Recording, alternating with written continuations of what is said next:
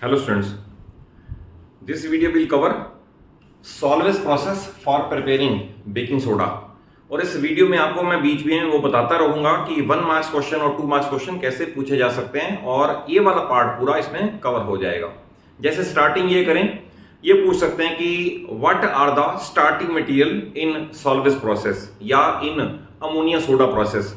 तो उसके अंदर स्टार्टिंग मटेरियल में आप कह सकते हो कि starting materials are number 1 NaCl, number 2 H2O, number 3 ammonia gas और नंबर 4 कार्बन डाइऑक्साइड गैस। तो एक 1 मार्क्स क्वेश्चन आ सकता है कि name the starting material in Solvay's process. तो दीज 4 सब्सटेंसेस आर रिक्वायर्ड, पहला 1 मार्क्स का क्वेश्चन। फिर ये पूछ सकते हैं what is meant by brine, एक टर्म आ गई ब्राइन। तो ब्राइन टर्म बड़ी सिंपल है, a cold and concentrated solution of NaCl in water is called brine. यानी पानी के अंदर नमक डिसॉल्व करो, तब तक करते रहो जब तक वो डिसॉल्व होना बंद ना हो जाए, it is called concentrated solution. और उसको ऐसे थोड़ा सा ठंडा कर लो, इट इज कॉल्ड ब्राइन। तो cold and concentrated solution of NaCl in water is called Bryan.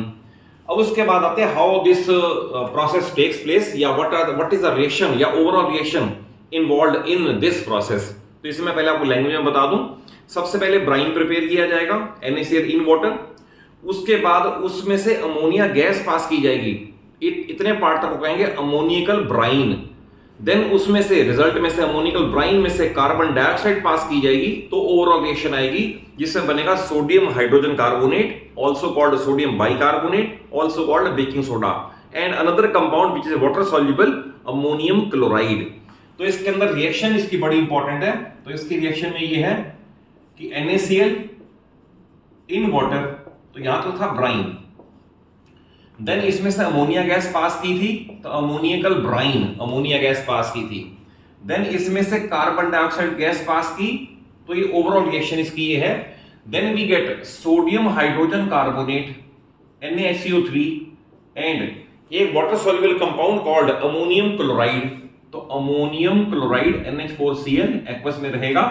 इसके अंदर ये इंपॉर्टेंट है, ये हाईली सॉल्युबल इन वाटर है, it is highly soluble in water, और ये स्पेयरिंगली सॉल्युबल है, यानी लेस डिसॉल्व होता है। ये जब ये डिसॉल्व नहीं होगा तो इसे प्रेसिपिटेट आउट कर लेंगे और फिल्टर कर देंगे, फिल्टर करके इसे इकट्ठा कर लेंगे, तो it is sodium hydrogen carbonate और sodium bicarbonate which is called baking soda. तो आई रिपीट, यहां तक ब्राइन, यहां तक ammoniacal brine, and then CO2 pass करके sodium hydrogen carbonate and ammonium chloride are produced.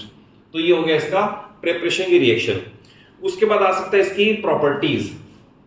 What are properties of sodium hydrogen carbonate. तो सबसे पहले इसका आएगा कलर और स्टेट, कलर और स्टेट। तो ये व्हाइट क्रिस्टलाइन सॉलिड है, व्हाइट क्रिस्टलाइन सॉलिड, इसके क्रिस्टल्स हैं, क्रिस्टल की शेप होती है, तो व्हाइट क्रिस्टलाइन सॉलिड है नंबर 1। नंबर 2 आता है इसका एक्शन ऑफ एयर। तो ये स्टेबल कंपाउंड है, एक्शन ऑफ एयर। तो ये it is not attacked by air because it is a very stable compound. तो not attacked by air, stable compound, it means not attacked by air. और इसके बाद इसकी रिएक्शन बड़ी important है, वो है action of heat. Action of heat इसकी इंपॉर्टेंट है कि अगर आप सपोज इसे हीट करोगे तो bicarbonate will decompose into carbonate, CO2 and water. तो sodium hydrogen carbonate NaHCO3 on heating will decompose to give sodium carbonate plus CO2 plus water. तो ये एक्शन ऑफ हीट की रिएक्शन है। Sodium bicarbonate will give sodium carbonate, carbon dioxide and water. और उसके बाद आता है इसका रिएक्शन विद या action of acids. Action of acid के अंदर सोडियम बाइकार्बोनेट हो या सोडियम कार्बोनेट हो, एसिड के साथ प्रोडक्ट सेम होते हैं। याद रखना, अगर मान लो NaHCO3 है, आप इसे ट्रीट करोगे हाइड्रोक्लोरिक एसिड के साथ, तो बनेगा इसका क्लोराइड, यानी सोडियम का क्लोराइड NaCl और प्लस CO2 एंड वाटर, ये दो कंपाउंड तो बनते ही बनते हैं। और सपोज आप इसे ट्रीट कर लो NaHCO3 sodium bicarbonate plus sulphuric acid H2SO4।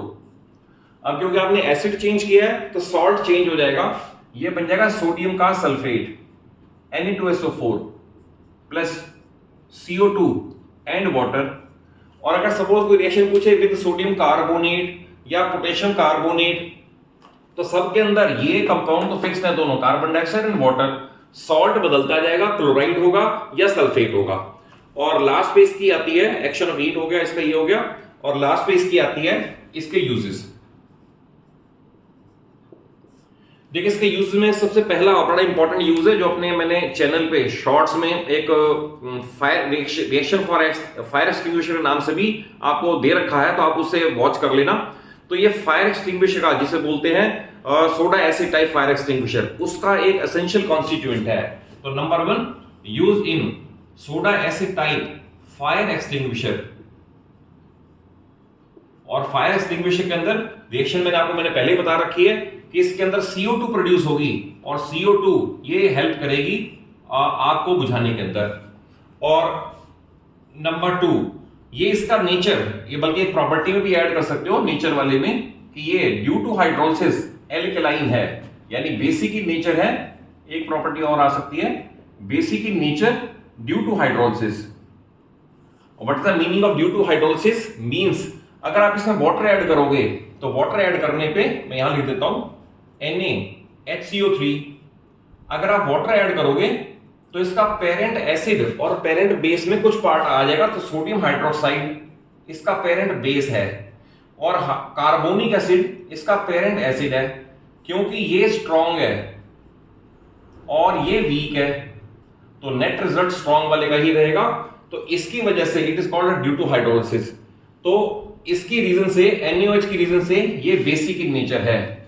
और बेसिक इन नेचर की वजह से भी एक इसका यूज और बन जाता है, वो है अगर आपको स्टमक की एसिडिटी कम करनी है, तो एसिडिटी कम करने में 2 ही कंपाउंड यूज होते हैं जो एडिबल हैं। एक है मैग्नीशियम हाइड्रोक्साइड, इसे बोलते हैं मिल्क ऑफ मैग्नीशिया, और दूसरा है सोडियम हाइड्रोजन कार्बोनेट, जो कि आपको मैंने इस वाले वीडियो में कवर किया। ये दोनों कंपाउंड एज एंटासिड भी यूज होते हैं, क्योंकि पेट की, स्टमक की एसिडिटी को कम करने के लिए काम आते हैं। तो as far as Solvay's process for baking soda is concern और उसकी केमिकल रिएक्शंस, अगर आप इतना पार्ट थॉरली प्रिपेयर कर लोगे, इसके नोट्स बना लोगे, तो इसमें से सारे आंसर आपके आ जाएंगे। इन पर्टिकुलर ये रिएक्शन बड़ी इंपॉर्टेंट है, इन पर्टिकुलर ये रिएक्शन बड़ी इंपॉर्टेंट है, और इसकी आप 2-4 और रिएक्शन ऐड कर सकते हो, प्रोवाइडेड आपको कॉन्सेप्ट जो है वो क्लियर हो गया हो। और अगर कॉन्सेप्ट वाइज अच्छे से समझ आया हो, वीडियो अच्छी लगी हो, तो जरूर इसे अच्छा सा लाइक दे दो, सभी फ्रेंड्स को शेयर करो, और चैनल सलूजा क्लासेस को जरूर सब्सक्राइब कर लो, सो दैट आपको पूरी फिजिक्स, केमिस्ट्री, मैथ 9th और 10th की यहां पर इजीली अवेलेबल हो जाए। Thank you for watching the video.